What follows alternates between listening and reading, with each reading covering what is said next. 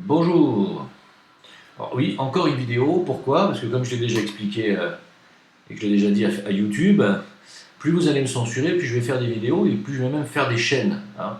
Donc comme ils m'ont censuré plus ou moins, ils m'ont encore censuré une de mes dernières vidéos, c'est-à-dire c'était celle que je considérais la meilleure que j'ai faite ces derniers temps, euh, celle qui s'appelle Acte 9, je sais plus quoi. Bah, ils me l'ont non pas censurée mais restreinte au niveau des vues, démonétisée, etc. Alors qu'il n'y a aucune raison, hein. Alors elle a été démonétisée sur dénonciation. Dénonciation de qui, de quoi? Il n'y a absolument rien ni d'insultant, ni d'incitant à la haine dans ma vidéo, mais ils m'ont quand même restreinte. Bon. Donc j'ai dit je vais en faire une autre, hein, comme il y a encore des choses à dire, puisqu'il se passe quelque chose, il se passe des choses tous les jours dans ce pays.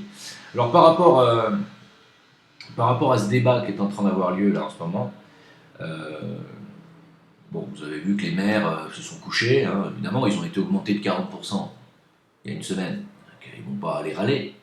Ah oui, eh oui, c'est ça le truc. C'est comme ça qu'on fait pour faire taire les gens. On leur donne de l'argent. Pas pour faire taire les gens qui aiment l'argent. C'est comme ça qu'on a fait taire les gitans, c'est comme ça qu'on fait taire les policiers d'ailleurs. On donne du fric, hein. Alors évidemment, vous, on vous en donnera pas parce que vous êtes trop nombreux et puis parce que vous, ça n'intéresse pas le système que vous en ayez. Bah non. Non, vous, le but du système, c'est que vous soyez ruinés pour qu'eux puissent s'enrichir sur vous et qu'ensuite vous vous cassiez pour que vous soyez remplacés par les migrants. C'est ça le but. Alors il y en a qui me disent, mais ça n'a aucun sens quand tu dis que Macron ou que son gouvernement font tout pour déclencher une guerre civile. Pourquoi dans ces cas-là arrêtent-ils les gitans? Ils arrêtent les gitans pour pouvoir garder le contrôle, justement. S'il y a les gitans qui s'en mêlent avec des fusils à pompe et je ne sais quoi, ils garderont plus le contrôle.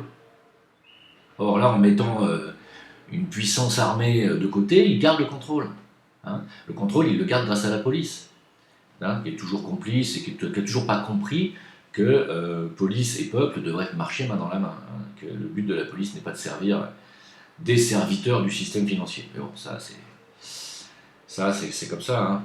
Alors, j'étais en train de lire j'étais en train de lire un interview de Marine Le Pen qu'on peut trouver dans le Dauphiné.com. Vous me dites de ne pas citer mes sources, je les cite, hein, voilà, le Dauphiné.com, hein, voilà. Donc je vais lire, hein, juste quelques phrases. On lui demande dans cette crise, vous êtes un peu en retrait, vous êtes dans le soutien là, ou dans la condamnation? Et elle répond quelque chose qui est intelligent. Elle dit: je me refuse à participer au piège qui est tendu par le gouvernement et qui consiste à jeter des gilets jaunes contre des uniformes en bleu, hein.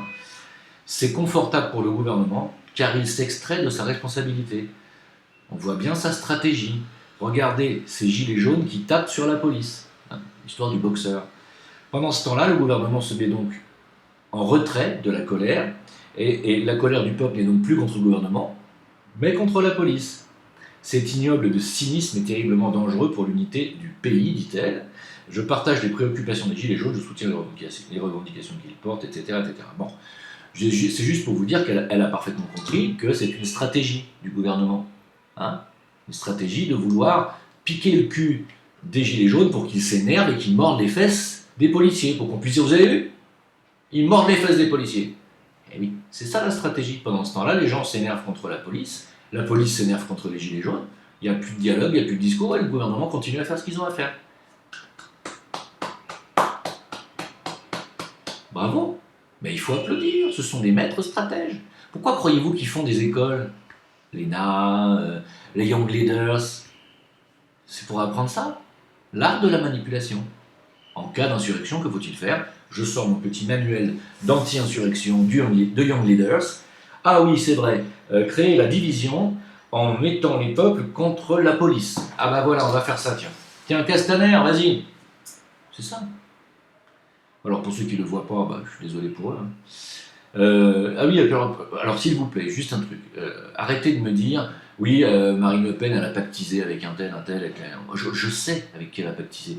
C'est pareil quand j'ai mis dans la vidéo précédente, euh, j'ai mis un extrait d'un député qui en met plein la tête à Castaner et qui explique les violences policières. À l'Assemblée nationale, vous m'avez tous dit: ah, c'est un député France Insoumise, t'as gâché ma joie. Et alors? Et c'est ça qui m'énerve aujourd'hui. Parce que sous prétexte qu'un tel il aime Dieudonné, ou un tel écoute Soral, ou un tel est de France Insoumise, ou un tel est du FN, ou un tel est République En Marche, il ne faut pas lui parler, il ne faut pas écouter ce qu'il dit, parce que Zemmour a des origines juives, il ne faut pas écouter ce qu'il dit. Ça m'énerve. Il y a du bon à prendre chez tout le monde, je vous signale. Tout le monde a des idées brillantes. France Insoumise, ouais, ils ont peut-être pris le parti du mondialisme. En attendant, en matière d'écologie, c'est eux qui sont les meilleurs. Donc, ils ont des choses à dire intéressantes. Bon, moi je les écoute. J'écoute tout le monde, moi. Euh, Marine Le Pen, on sait très bien avec qui elle vient de pactiser. Il n'empêche qu'en matière de programme économique-social, c'est les meilleurs. Et sur sa vision de l'Europe, pour moi, ça reste encore les meilleurs. Vous allez me dire quoi? Mais ils veulent pas sortir, les gars.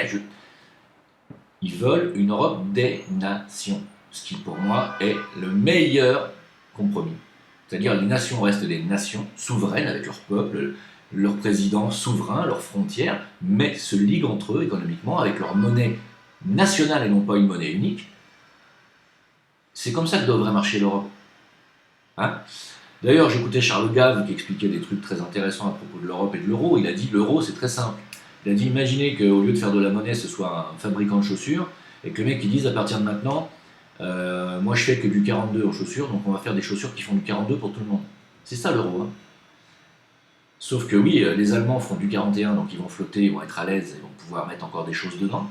Les Français font du 43, donc ils vont souffrir. Et tous les autres, pareil. Donc c'est pas con comme... voilà.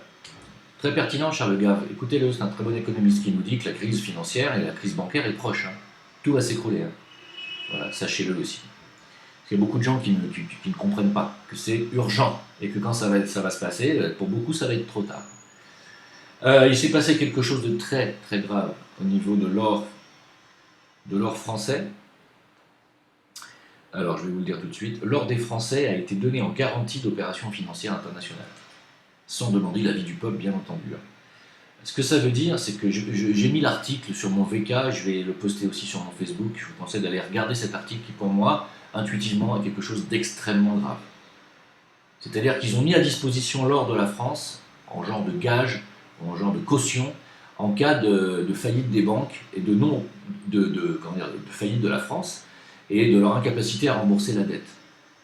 Ce qui, on le sait, est inéluctable puisqu'on ne pourra jamais rembourser cette dette. Mais si demain tout s'écroule, le système financier et bancaire, et qu'en France on fait banqueroute, et qu'on ne peut plus rembourser la dette et qu'on donc on est obligé d'annuler la dette, eh bien ils ont pris notre or en garantie.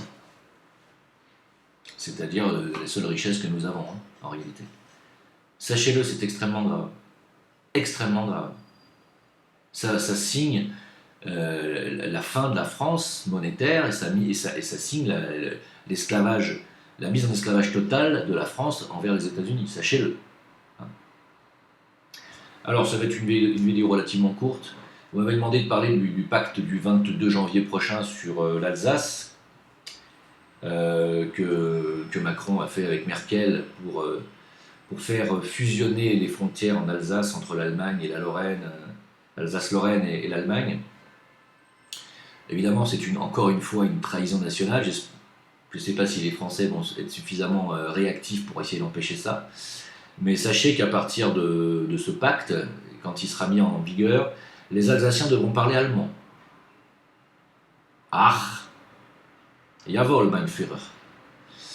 Oui, on en est là. Donc il est en train de découper, il a commencé à découper la France et à la vendre en petits morceaux.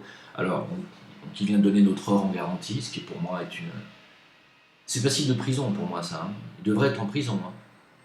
Hein. Sarkozy avait déjà vendu 600 tonnes de notre or, déjà il devrait être également passible d'un jugement déjà, et d'une condamnation. Là, en plus, il découpe l'Alsace-Lorraine et il la fusionne avec l'Allemagne, et en plus, les gens vont devoir parler allemand, tout faire en allemand. Je ne sais pas si vous vous rendez compte. Bah, renseignez-vous. Hein. Je passe le mot, je passe le relais, je passe le flambeau, comme on me dit parle de ci, parle de ça, voilà, je vous en parle. Il suffit d'aller vérifier. Hein. Le pacte du 22 janvier prochain sur l'Alsace-Lorraine. Regardez ce qui est en train de se passer. Hein. Non mais on n'est pas en plein délire, on est en plein cauchemar. Ils sont en train de... Macron a été mis au pouvoir pour détruire la France et rien d'autre. Voilà, c'est tout. Rien d'autre. Pendant ce temps-là, Facebook annonce investir 300 millions de dollars dans le journalisme. Je vous laisse méditer sur ce que va devenir le journalisme sur Facebook bientôt, avec toutes les lois anti-fake news qui sont en train de tomber. C'est tout ce que j'ai à dire. Voilà, c'est une vidéo très courte et je voulais vous passer le mot sur tout ce qui se passe et tous les scandales qui vont encore arriver. Merci, on se retrouve sur VK, Facebook et Gmail d'ailleurs. Bye bye.